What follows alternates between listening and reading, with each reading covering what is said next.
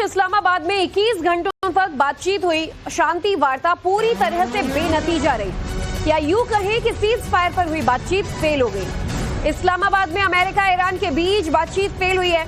21 घंटे तक चली शांति वार्ता बेनतीजा रही। अमेरिकी उपराष्ट्रपति जेडी वेंस ने कहा है कि हम बिना किसी डील के लौट रहे हैं और ये ईरान के लिए बुरी खबर है। हम तो तैयार थे ही हर सिचुएशन के लिए, तो हमने ईरान को बेस्ट ऑफर दिया था। और जेडी वेंस ने यह भी कहा कि हम यहां अच्छी नीयत से आए थे, लेकिन ईरान ने हमारी बातें नहीं मानी और अब हम अपना बेस्ट ऑफर जो है वो ईरान के लिए यहीं छोड़कर जा रहे हैं। ईरान इस पर आगे विचार विमर्श करे कि वो अमेरिका की बातें मानता है या नहीं, और प्रमुख तौर पर जो तमाम न्यूक्लियर प्रोग्राम्स हैं उस पर पूर्णतः रोक लगाने की मांग अमेरिका कर रहा है। We've been at it now for 21 hours, and we've had a number of substantive discussions with the Iranians. That's the good news. The bad news is that we have not reached an agreement, and I think that's bad news for Iran much more than it's bad news for the United States of America. So we go back to the United States having not come to an agreement. We've made very clear what our red lines are, what things we're willing to accommodate them on, and what things we're not willing to accommodate them on. And we've made that as clear as we possibly could, and they have chosen not to accept our terms. आपने सुना कि America से ज्यादा ये Iran के लिए बुरी खबर है।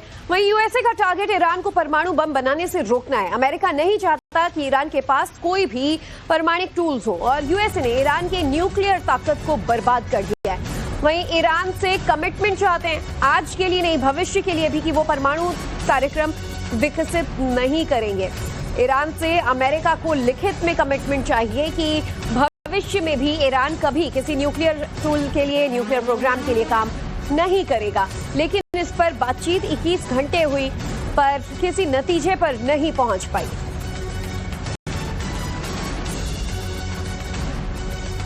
Well, I won't go into all the details because I don't want to negotiate in public after we've negotiated for 21 hours in private.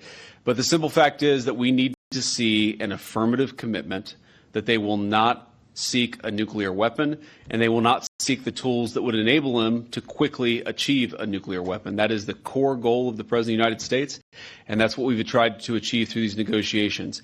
Again, their nuclear program, such as it is, the enrichment facilities that they had before, they've been destroyed. But the simple question is, do we see a fundamental commitment of will for the Iranians not to develop a nuclear weapon, not just now, not just 2 years from now, but for the long term? We haven't seen that yet. We hope that we will.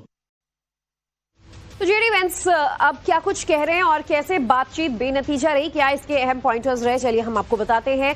तो उन्होंने ये कहा कि हम इस्लामाबाद से बिना किसी deal के वापस जा रहे हैं, और शांति वार्ता फेल होने का उन्होंने एक बड़ा संदेश यहां पर दिया। शांति बहाली के लिए 2 राउंड में 21 घंटे तक हमारे बीच बातचीत हुई।